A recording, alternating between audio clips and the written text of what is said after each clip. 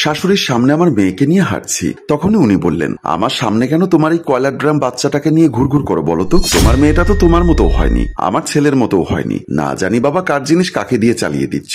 এটি বলেই হনহন করে উনি চলে যায়। আমি আমার মেয়ের দিকে তাকিয়ে চোখের পানি বিসর্জন দিচ্ছি। আমার 2.5 মাসের বাচ্চা মেয়েকে আমার শাশুড়ি একবারের জন্য কোলে নেয়নি, কেবলমাত্র গায়ের রং কালো হয়েছে বলে। এই রঙের জন্য আমি দায়ী নই। আবার প্রশ্নটা রঙেরও নয়, সব রঙের মানুষের সৃষ্টিকর্তা একজনই। বাচ্চা সুস্থ আছে, ওজন স্বাভাবিক আছে, ঠিক মতো শ্বাস নিতে পারছে, এই কি যথেষ্ট নয়? প্রচন্ড মন খারাপ হয়ে এলো আমার। সোনাইকে নিয়ে রুমের দিকে চলে গেলাম। সোনাইকে খাইয়ে ঘুম পাড়িয়ে নিলাম। গোসল করতে যাওয়া প্রয়োজন এখন, কিন্তু একা রেখে যেতে ইচ্ছা করছে না। বাড়িতে মানুষ বলতে আমার শাশুড়ি আর কলেজে পড়ুয়া ননদ আছে। আমার বড় শ্বশুর আব্বু কাজে গেছে। আমি কাপড় ঠিক করে উঠে বসে সানাইয়ের পাশে একটি বালিশ রেখে কপালে ছোট্ট করে চুমু খেলাম। এরপর রুম থেকে বেরিয়ে গেলাম। আমি রাহার রুমের দিকে গেলাম। দরজা নক করে বললাম, রাহা ফ্রি আছো? রাহা বসে বসে ফোন টিপছিল। আমার ডাক শুনে বলল, হ্যাঁ ভাবি বলো। মিহি হেসে বলল, বোন একটু আমার রুমে এসে বসো না, আমি গোসল সেরে আসি। হ্যাঁ ভাবি যাচ্ছি। রাহার রুমের দরজা থেকে যাব, তখনই শাশুড়ির সামনাসামনি পড়লাম। আমার দিকে কিভাবে যেন তাকিয়ে আছে। আমি চুপ করে চলে আসতে চাইলাম। কি গো বৌমা, আমার মাইয়াডারে নিজের কামের বেডি পাইছনি?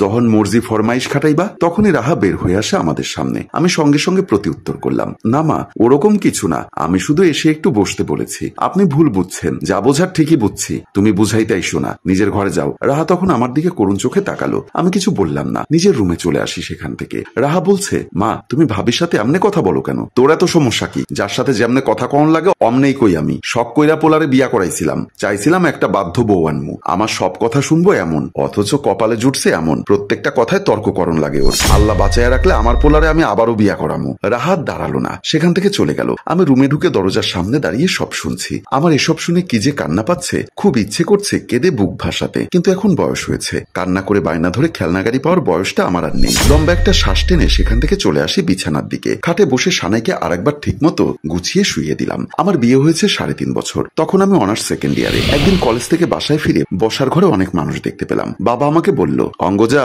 শোন মা, তোকে দেখতে এসেছে এরা, ভীষণ ভালো ঘর থেকে সম্বন্ধ এসেছে, তৈরি হ।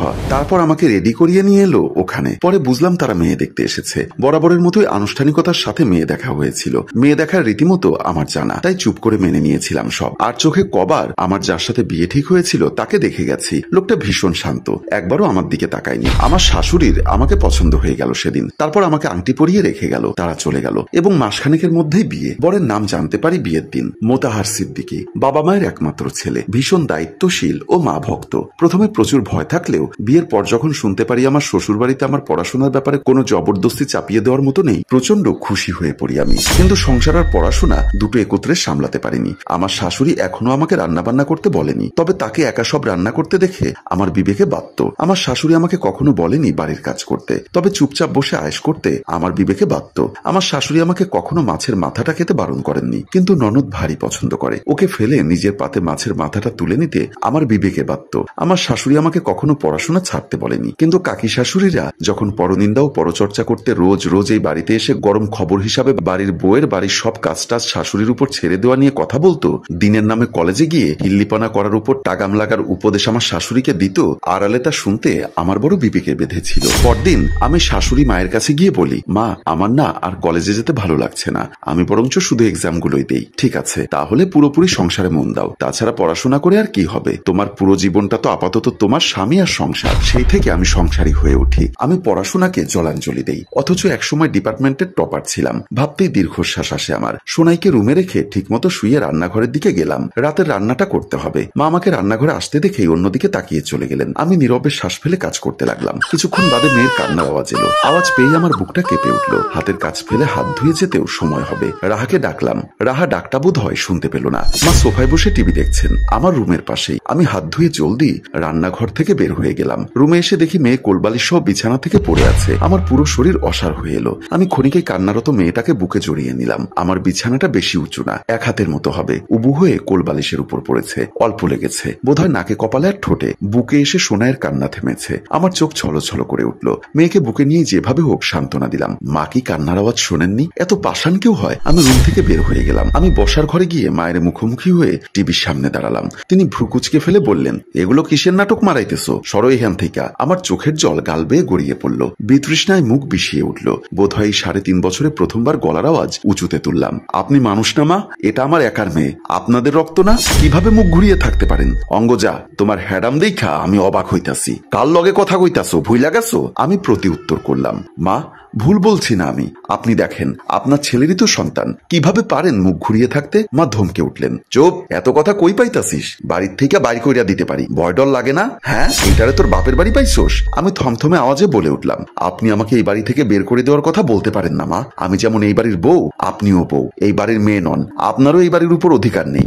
আমারও অধিকার চেনাইতেছোস? আমি নরম হলাম, বেয়াদবি মাফ করবেন মা, আপনি সোনাইকে দেখুন একটু, গায়ের রঙের উপর ওর কি দোষ?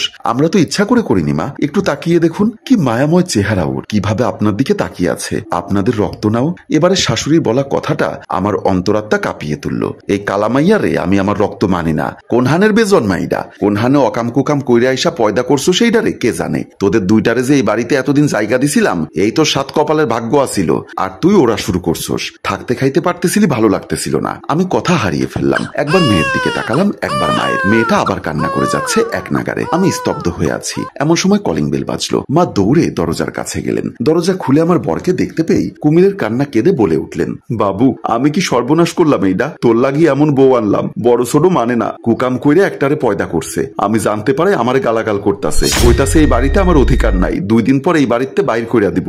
আমি এখন কই যামুরে? কি কপাল কইরে এমন বউ আনছিলাম। শাশুড়ি মায়ের হায় হায় দেখে আমি এখনো চুপ, শুকনো মুখে তাকিয়ে আছি মাহাতাবের দিকে। বাড়ি আসতে না আসতেই এসব শুনলো। ওর রাগ বেশি, তারও বেশি ধৈর্য। এখন মাহাতাব তুমিও কি মায়ের কথায় আমাকে অবিশ্বাস করবে? আর এখানেই দুদিকের দুই পরিস্থিতি দেখিয়ে আমাদের গল্প শেষ হয়। সম্মানিত ভিউয়ার্স, এখন কি হবে? ছেলে কি মায়ের কথা বিশ্বাস করে বইয়ের উপর চড়াও হবে, নাকি সুন্দর বিচার হবে? সবটা জানতে কমেন্ট করুন দ্বিতীয় পর্ব বলে। গল্পটির ভাবনায় ও পরিচালনায় হাশেম রাজু, চিত্রগ্রহণ তানজিল ও প্রযোজনায় মঞ্জুর মোর্শেদ মিউজিক প্লাস। ধন্যবাদ।